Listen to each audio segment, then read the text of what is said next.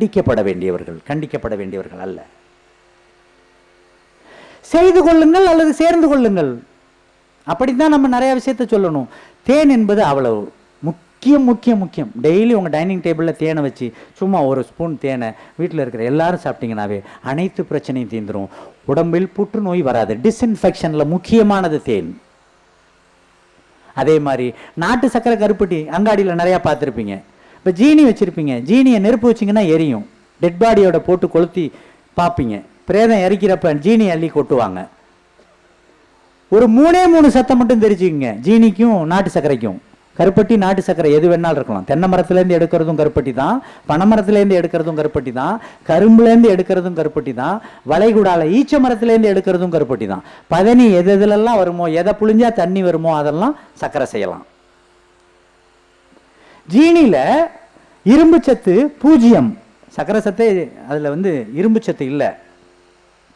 Phosphorus எரிசத்து ஒரே 1 milligram. கால்சியம்னு சொல்லக்கூடிய சுண்ணாம்பு சத்து 11.4. ஆனால் நாட்டு சர்க்கரையில் எவ்வளோ தெரியுமா? சுண்ணாம்பு சத்து 80 மில்லிகிராம். 80. பாஸ்பரஸ் எவ்வளோ தெரியுமா? 40 மில்லிகிராம். இரும்பு சத்து எவ்வளோ தெரியுமா?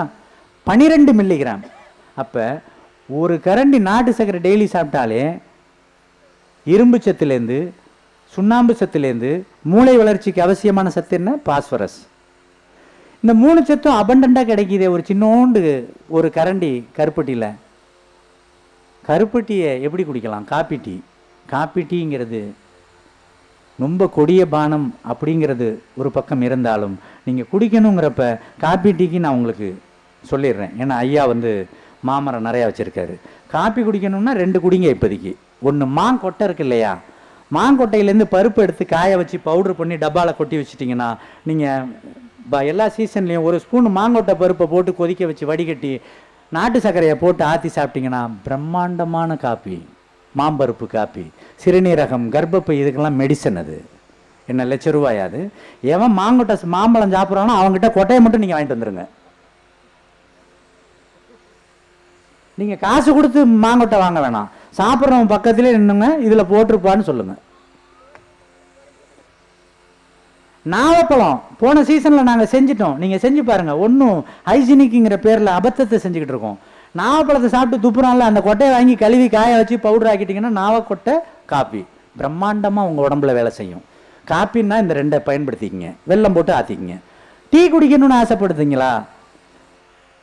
இலை இருக்குது பார்த்தீங்களா, இந்த இலையை ப்ரூன் பண்ணுவாங்க. மாமரம் வச்சுருக்கிறவங்க ஆஃப் சீசனில் ப்ரூன் பண்ணணும். அந்த ப்ரூன் பண்ணுற இலையெல்லாம் காய வச்சு பவுடராக ஆக்கி வச்சுக்கிட்டிங்கன்னா, இலையை கொஞ்சம் போட்டு கொதிக்க வச்சு அதை வடிகட்டி அதில் நாட்டு சர்க்கரையை கலந்து சாப்பிட்டிங்கன்னா மேங்கோ டீ. கொய்யா இலையை காய வச்சு பவுட்ரு பண்ணிக்கிட்டு அதை போட்டிங்கன்னா கோவா டீ. செம்பருத்தி இலையை காய வச்சு போட்டிங்கன்னா செம்பருத்தி இலை ஹைபிஸ்கஸ் டீ. எலுமிச்சை இலை இருந்துச்சுன்னா அதில் கொஞ்சம் போட்டுக்கிட்டிங்கன்னா ஃப்ளேவர் என்ஹான்ஸ்மெண்ட், வாசனை நறுமணமாக இருக்கும். அப்போ கொய்யா இலை சக்கரை வியாதிக்கு ரத்த கொதிப்புக்கு மருந்து, இலை சிறுநீரகம் போன்ற பிரச்சனைகளுக்கு மருந்து, செம்பருத்தி இதயம் போன்ற ஒரு கார்டியோ ரிலேட்டட் டிசார்டருக்கு செம்பருத்தி இலை டீயை சாப்பிடுங்க. அப்போ இதை விட இன்னும் கூட போய் சொன்னால் எந்த இலையை தின்னா செத்து போயிடுவீங்களோ அதை தவிர எல்லாத்தையும் டீ போட்டு குடிக்கலாம். அப்போ செலவு தேவையில்லையே, செலவுங்கிறதே இல்லையே உங்களுக்கு. அப்போ என்ன வேணும்? ஆரோக்கியமாக இருக்கிறதுக்கு ஆசை மட்டும் படணும். ஆசைப்பட்டாலே போதும். உழவர்கள் நிறைய பேர் இருக்காங்க. ஒன்று நீங்களாக இருந்தால் செஞ்சுக்குங்க, இல்லை ஐயா இன்னமே இதெல்லாம் பவுடர் ஆக்கி 100 கிராம் 200 கிராம்னு வச்சிடலாம். ஆர்கானிக் காப்பி கொட்டையை சாப்பிடணுன்னு அவசியம் இல்லை.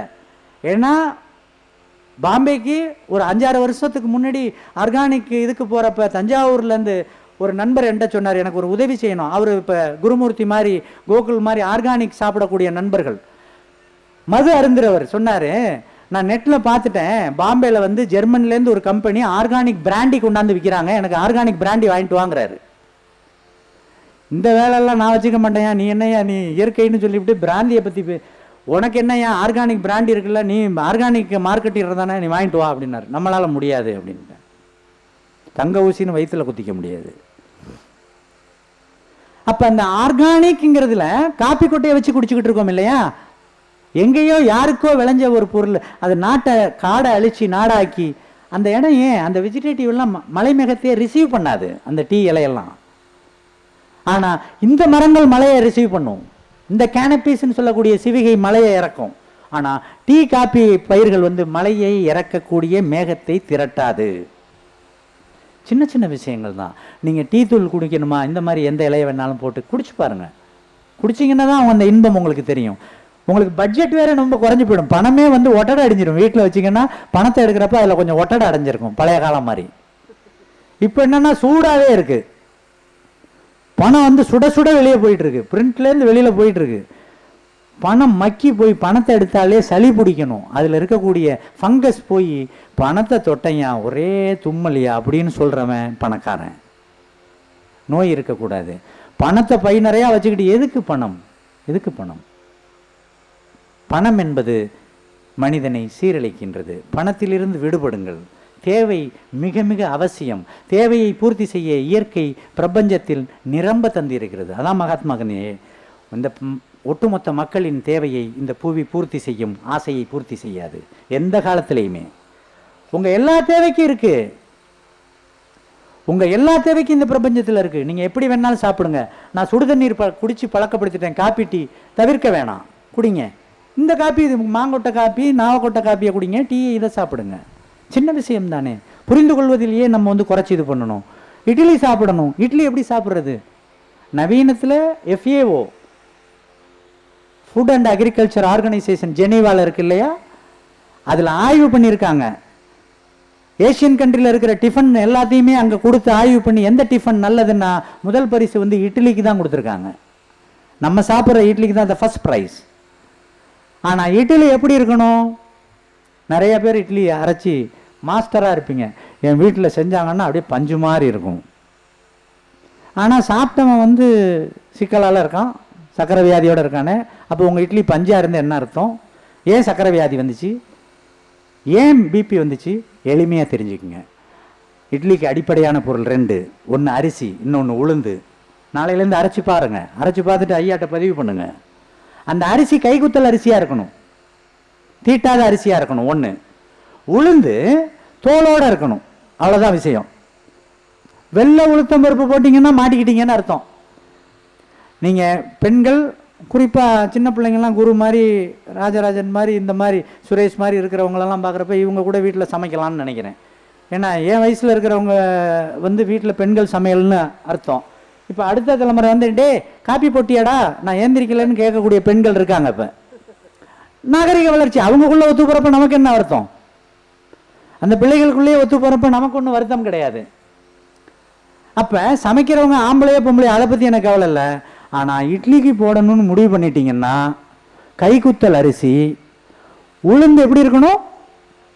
தோலோடு இருக்கணும். அதில் இன்னொரு புள்ளி வரத்தையும் உங்களுக்கு சொல்லிடுறேன். அந்த உளுந்தை 5 மணி நேரம் தண்ணியில் முழுக்கி 5 மணி நேரம் தண்ணிக்கு வெளியில் எடுத்து வச்சிக்கினே எல்லாம் முட்டிக்கிட்டு முளைக்க ஆரம்பிக்கும். லேசாக அந்த அந்த தோல் உடையும், வைத்துக்கிட்டு அப்படி உடஞ்சி அப்படி முட்டும். அதை அரைச்சிங்கன்னா அந்த உளுந்தில் எவ்வளோ ஊட்டச்சத்து இருக்குன்னு விஞ்ஞானிகள் பதிவு பண்ணுறாங்க தெரியுமா? 300 மடங்கு ஊட்டச்சத்து கூட. 3 மடங்கு கிடையாது. 10 ரூபாய்க்கு உளுந்து வாங்கினீங்கன்னா 300 மடங்குனா எவ்வளவு? 3000 ரூபா மதிப்புக்கு ஊட்டச்சத்து. Designer food. இன்னைக்கு பிரச்சனையே அதான். உலக அளவில் அமெரிக்காவில் டிசைனர் ஃபுட் வந்துகிட்டு இருக்கு. அந்த டிசைனர் ஃபுட்டுங்கிறது தான் இப்போ நடக்கிற அங்காடிகள் எல்லாம். நாம் என்ன சாப்பிட போகிறோங்கிறத டிசைன் பண்ணுறீங்க வீட்டில். இட்லி எப்படி இருக்கணும்? கைக்குத்தல் அரிசி, தோலோட உளுந்து, அந்த உளுந்து முளைக்க வச்ச உளுந்து, கொஞ்சம் வெந்தயம், இதை போட்டு அரைச்சி அதுக்கு என்ன வேணாலும் கறிகாயோட சேர்த்து ஒரு சட்னி செய்யுங்க. அப்போ அந்த இட்லி உங்களை பாதுகாக்கும். இதில் வந்து என்னை பொறுத்தவரை ஆடுதுறை 43, கோ 43 இந்த மாதிரி ஒட்டு ரகங்களை நான் ஒத்துக்கிறது இல்லை. அது எந்த ரகமாக இருந்தாலும் பாரம்பரிய ரகங்களை மட்டும்தான் நான் ஒத்துக்கிறது. அதை உங்களுக்கு புரியணும்னா நீங்கள் எப்போ வேணாலும் என்கிட்ட தொலைபேசியில் பேசலாம். ஒரு தாவரம் இன்னொரு தாவரத்துடன் தானே இணைந்து ஒரு தாவரத்தை உண்டு பண்ணுமேயானால் அதை நாம் ஏற்றுக்கொள்ளலாம். ஒரு மனிதன், அவன் விஞ்ஞானி என்ற பெயரிலோ அல்லது உழவன் என்ற பெயரிலோ 2 தாவரத்தை இணைத்து ஒரு தாவரத்தை எடுப்பானேயானால் அது ஏற்புடையது அல்ல. அதுக்கு மரபு குணம் இருக்காது. அது யார் செஞ்சாலும் சரி. நெற்றிக்கண் திறப்பினும் குற்றம் குற்றமே.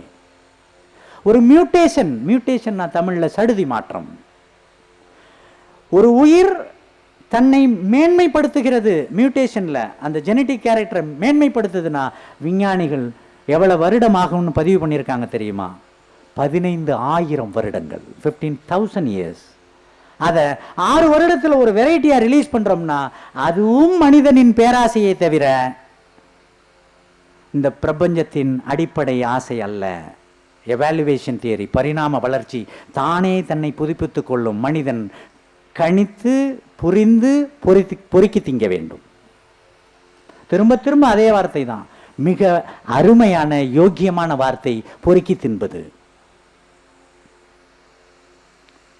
ஏண்டா பொறுக்கி திங்கிற? பொறுக்கி திங்கிறதெல்லாம் பொழைச்சிக்கும். வனத்தில் நம்ம இடம் தான் வனம். வனம்னா என்னமோ 100 ஏக்கரை வாங்கிட்டு போகிறதுன்னு இல்லை. நீங்கள் வீட்டில் இருக்கிற வீடு இல்லை, உங்கள் வீட்டில் கொல்லைப்பக்கம் தெருப்பக்கம் அல்லது ஃப்ளாட்டில் இருந்தால் தொங்கு தோட்டம், horizontal garden, vertical garden, hang garden, இப்படி நிறைய இருக்குது. மாடி தோட்டம் என்ன வேணாலும் செஞ்சுக்கலாம். சின்ன சின்ன சின்ன விஷயங்கள் தான். பிரண்டை, கோவக்காய், ஆவக்காய், தினசரி பூசணிக்காய் சாப்பிட்டீங்கன்னாவே உங்களுக்கு எந்த வியாதியும் வராது. அதுவும் கோடை காலம். பூசணிக்காய் நான் நகைச்சுவையாக சொல்கிறது உண்டு. மூந்தன் மாதிரி இருக்கக்கூடிய பிராமணர்கள் பத்திரமா வீட்டுக்குள்ளே எடுத்துகிட்டு போயிடுவாங்க. தமிழம் பூரா ரோட்டில் போட்டு உடப்பான், திஷ்டி கழிக்கிறானாம். ஒரு கழுத்து இவ்வளோ கூட தூக்கிறதுக்கு கட்டடம் இருக்காது, அதுக்கு பார்த்தீங்கன்னா அந்த கட்டடமே உழுவுற அளவுக்கு ஒரு பூசணிக்காயை கட்டியிருப்பான். பூசணிக்காயை டெய்லி வாங்கி இவ்வளவு நீட்டை பூசணிக்காயை மிக்சியில் போட்டு அடித்து கொஞ்சம் தண்ணியை ஊற்றி அடித்து வடிகட்டி தேன் கலந்து காலையில் சாப்பிடுங்க. இந்த கோடையில் இருக்கின்ற எந்த வியாதியும் வராது. சின்ன சின்ன விஷயங்கள். உணவு மருந்தாக இருக்க வேண்டும். அந்த உணவு தான் உடலை வளர்க்கும். உடல் தான் நுண்ணுடலை உள்ளுக்குள்ளே வச்சிருக்கு, மைண்டுங்கிறது. என் பிள்ளை சரியாக நல்லா தாங்க படிக்கிறான், சரியாக நினைப்பு வர மாட்டேங்குது, நல்லா தாங்க எல்லா வேலையும் செய்கிறான், ஆனால் சோர்ந்து போயிடறான். என்ன காரணம்? உணவில் குறைபாடு. காலில் போடுற செருப்புக்கு கொடுக்குற முக்கியத்தை நம்ம வயிற்றுக்குள்ளே போடுற உணவுக்கு தர்றதில்லை. செருப்பு எந்த செருப்பு வேணாலும் வாங்குறதில்ல. நைக்கி தான் வேணும், பூமா தான் வேணும், வாட்ச் இந்த பிராண்டு தான் வேணும், கார் இந்த பிராண்டு தான் வேணும். ஆனால் என்ன இருக்கு? பஜ்ஜி இருக்குது, அதில் 2 கொடு வாங்கி உள்ள தள்ளிடுறது. அப்படின்னாவே என்ன அர்த்தம்? 108 கூப்பிட போறீங்கன்னு அர்த்தம். 108 வந்தவொடனே லபோதீபம்னு அடிச்சுக்க கூடாது, சந்தோஷமா செத்து போயிடணும். 108க்கே கூப்பிடாதீங்க யாரும். அங்கே போய் சாகிறத வீட்லேயே செத்து போயிடலாம் இல்லையா? 108ன்னு சொல்றது நீங்கள் எல்லா தப்பும் பண்ணி சாகரத்துக்கு 1 மணி நேரத்துக்கு முன்னாடி போய் பொழைக்க வைக்கிறதுக்கு பேர் தீர்வு அல்ல. உங்கள் வீட்டில் இருக்கிற எல்லாருடைய உயிரும் உடலும் உங்கள் பொறுப்பில், உங்கள் கையில் இருக்கு.